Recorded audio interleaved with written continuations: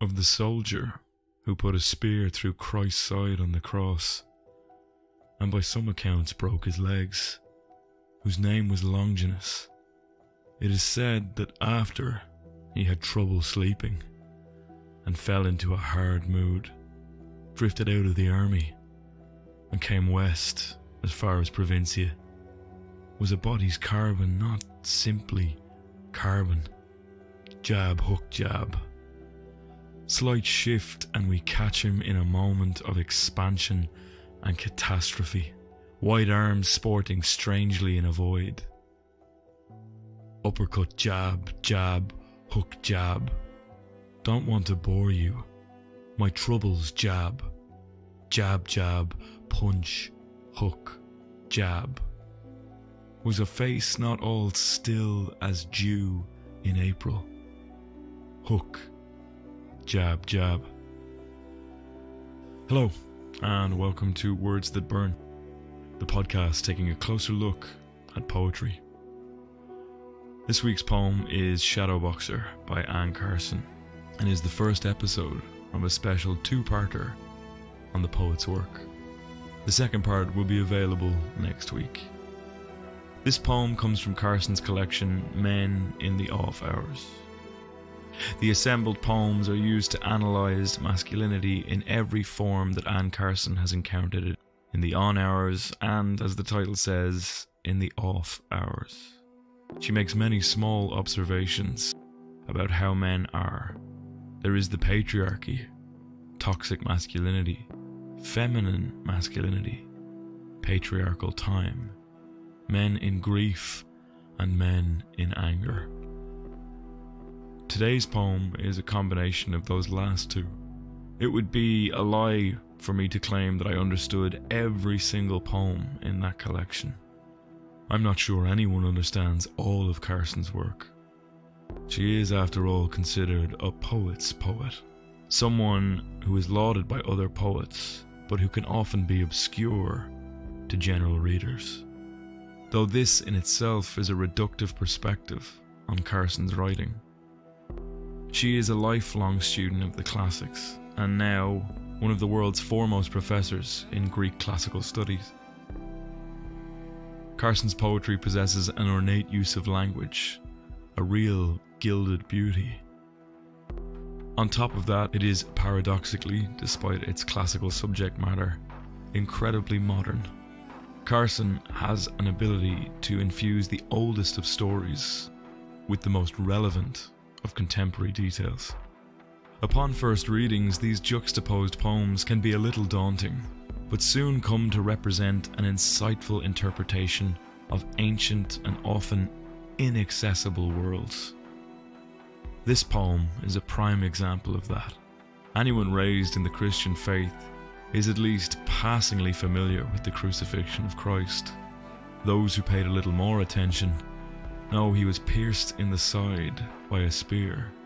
But those who might have spent time digging in the footnotes of biblical history know that the man who did that was called Longinus. Although that may not be strictly true. There is no mention of the soldier's name in the Gospels proper or the Gospels official. We get this name from the apocryphal Gospel of Nicodemus, not considered canon in the Christian faith. In the story of his life after the crucifixions and his actions during it, it is said that Longinus suffered a tragic punishment. He was trapped in a cave where day after day he would fight a lion, naturally losing and being mauled in the process. Each night he would heal and would be forced to do battle all over again when the dawn came. This Sisyphean punishment mimics that of Prometheus from Greek mythology, with two notable exceptions. Firstly, for Prometheus, it was an eagle that ate his liver daily. Secondly, Prometheus was bound and unable to fight back. Longinus wrestled with the lion over and over again, being fully capable of fighting back, but the fact of it being a lion making that a rather impotent action. I believe that Carson has taken that physical story of the lion to be a metaphorical wrestling with demons, and works to translate that into this poem. The life of the man who crucified Christ is never given much thought, but here, in this poem, the toll his actions took on him are laid bare. It is very clear from the first section of the poem.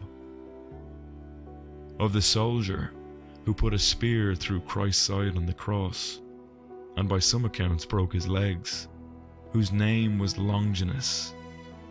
It is said that after he had trouble sleeping and fell into a hard mood, drifted out of the army and came west as far as Provincia, was a body's carbon, not simply carbon. And Carson's tone here, from the beginning, reads almost like a footnote, mimicking the character's obscure portrayal in history of the soldier who put a spear through Christ's side on the cross. The calm way in which the speaker describes this violent action, and the even more brutal action of breaking someone's legs, seems almost softened by this detached academic tone.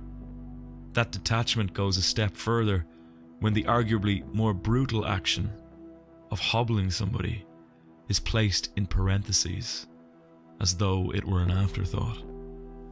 The reason for this detached tone becomes clear later, as Carson begins to add more and more humanity to the soldier's actions. That first line is the longest of the poem. From there, they shorten themselves again and again, seeming to almost run out of steam by the end. I think that throughout the poem, Carson attempts to mimic the physical actions of someone who is shadowboxing. There is a flurry of movement and energy at the beginning, which slowly wears itself out over and over. We could also see it as the slow and steady overwhelming of Longinus by his own doubts. We can see from the poem that he is full of them. They seem to cause the soldier a great deal of hassle, trouble sleeping, hard mood, and a listlessness that eventually leads him to Provincia. We might be forgiven for thinking, in light of his actions towards the supposed Son of God, that this was some kind of divine punishment. To me, the cause is much more human. Each of these things is a sign of a guilty conscience. Carson's own thoughts on organized religion back this reading. When asked about her idea of God in an interview, she responded, "I don't have an idea of it anymore at all. Maybe I once did. At least an idea of unknowability as a divine atmosphere. But I don't even know that that's solid in me anymore."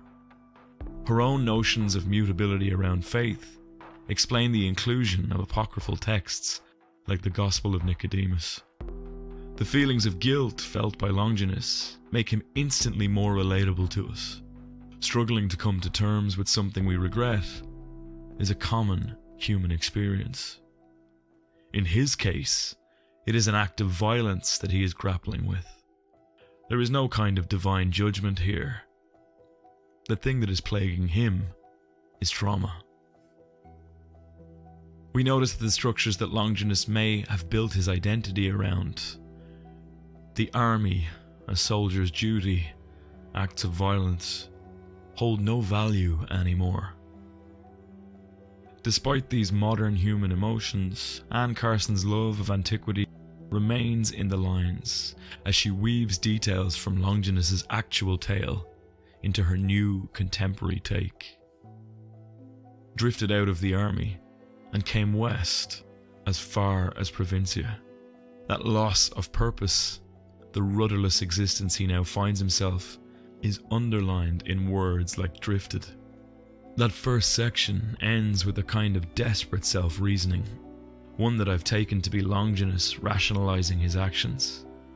Was a body's carbon not simply carbon? This is a question without its question mark. It is one of the only glimpses of Longinus's inner dialogue. He is plagued by the notion that he has committed a great sin, and the guilt is maddening. He is wondering if his actions are going to constitute some kind of spiritual judgment. More than that, is there a price to be paid after death for taking a life? He is trying to convince himself of the opposite. Carbon is just carbon. Matter is just matter. From here, Carson moves from a clear internal conflict to a show and don't tell style of poetry, detailing Longinus's actions in a physical sense. Jab, hook, jab, slight shift, and we catch him in a moment of expansion and catastrophe. White arms sporting strangely in a void. Uppercut, jab, jab, hook, jab. Don't want to bore you. My troubles. Jab, jab. Punch, hook, jab. Was a face not all still as dew in April. Hook, jab, jab. Here, Carson's mastery of technique is showcased, creating a very contemporary second section. It also shows the poet's penchant for anachronism, adding disingenuous modern moments to historic events, causing a jarring experience for the reader. Here, we as readers are surprised to be transported almost ringside to a boxing match of one. This description of boxing is something that we may not associate with a biblical narrative. This anachronism is something that Carson has always used to make sure that modern audiences can access ancient texts. It has drawn praise and criticism in equal measure. In discussing her use of it and other people's reaction to it, Carson has said, "I have cast my net rather wide and have mingled evidence from different periods of time and different forms of cultural expression, in a way that reviewers of my work like to dismiss as ethnographic naivete. I think there is a place for naivete in ethnography, at the very least as an irritant. I think employing that anachronism as an irritant is what makes the reader pay a little more attention in the second section." As mentioned at the beginning of the episode, here the poem shortens line by line, imagery coming in rapid, repetitive succession. The verbs jab and hook are employed to create an informal rhythm that directly mimics the action being described. Shadowboxing is literally being linguistically laid down. Carson departs completely from the classical lion fighting Longinus, making use of her irritant, and instead shows us a man locked in combat with his own shadow. In other words, locked in combat with himself. The notion of divine or mystical punishment is sidestepped once more in favour of a much more physical wrestling with your own conscience. The poet is crafting a poem that subtly investigates the ways in which men deal with their trauma, which seems to be almost not at all. The frenetic pace of the verse here is transformed to a stream of consciousness and movement. The absurdity and impotence of this self-punishment is highlighted in the lines, "Slight shift," as we catch him in a moment of expansion and catastrophe, white arms sporting strangely in a void.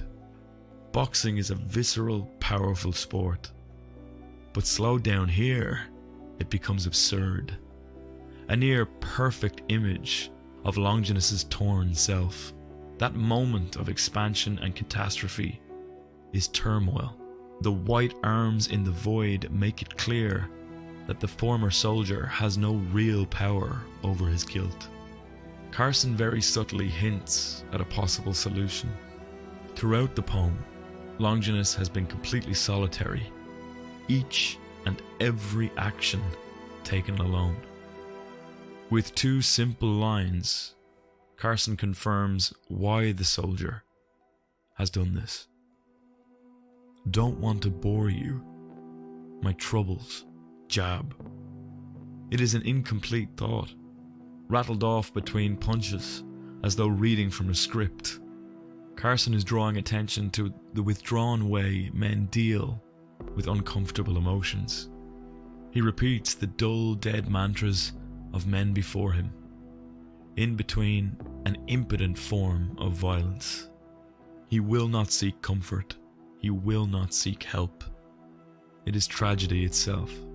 The lines grow shorter while the blows increase, adding to the sense of frustration coming from Longinus. The more he retreats, the more he leans on aggression, until the shadowboxing is interrupted by another anachronism. Was a face not all still as dew in April? Carson is quoting and reworking a lyric from a rather famous Middle English poem from the 14th century. I sing of a maiden. The song itself has an anonymous author and seems to exist to celebrate the immaculate nature of Christ's conception. The stillness in the original lyric is a reference to the calm that came upon Mary during Christ's birth and the calm that it brought into the world with it. Carson subtly changes the lyrics here, and in doing so, removes any such Christian fantasy. The choice of the word was to start her Middle English lyric reflects the earlier line on carbon being simply carbon. It creates a mini refrain. In mimicking that line, it mimics its tone, one of doubt and uncertainty. Was the birth of Christ so calm? Here, I think, Longinus hopes that Jesus would take his death with the same calm and stoic quality and forgiveness as was present at his birth. But the doubt he feels eats away at this optimism. He has caused pain in another, and now seeks a way to find forgiveness and atonement for that. But instead of confronting his own internal emotions, he continues to seek a physical solution, a violent resolution, and so is forced to continue his relentless shadowboxing. Hook, jab, jab. The entire collection of Men in the Off Hours is Anne Carson's musings and observations on men as a whole. It's important to note that there doesn't seem to be an agenda to the poems contained within the collection. Carson is merely laying out what she sees and allows the reader time to draw their own conclusions. Here, men and the violence they cause is examined. Toxic masculinity is given its own biblical parable. Relegating it to a simple religious text, however, is a waste. Carson uses this brief poem to explore something that I think a lot of men experience: an inability to work through the more difficult emotions, and a lack of emotional intelligence that imprisons them within them. Carson passes no judgment on Longinus, at least not in an overt way. She lays out what this man is going through.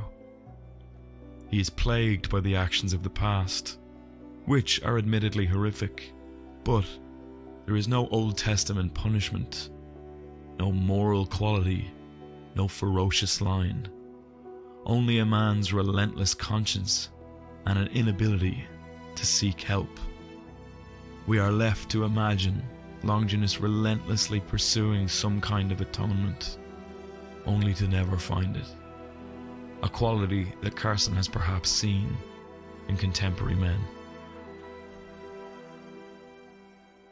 What did you think of the poem?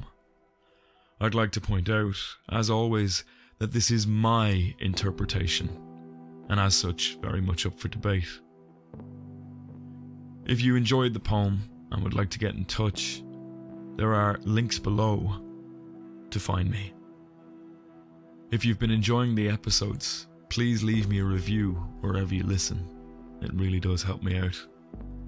And if you know someone who would enjoy this episode, please send it to them directly. This week's episode was written and produced by me, Benjamin Colopy. The music in this week's episode used under license. You can find a link to their work in the description.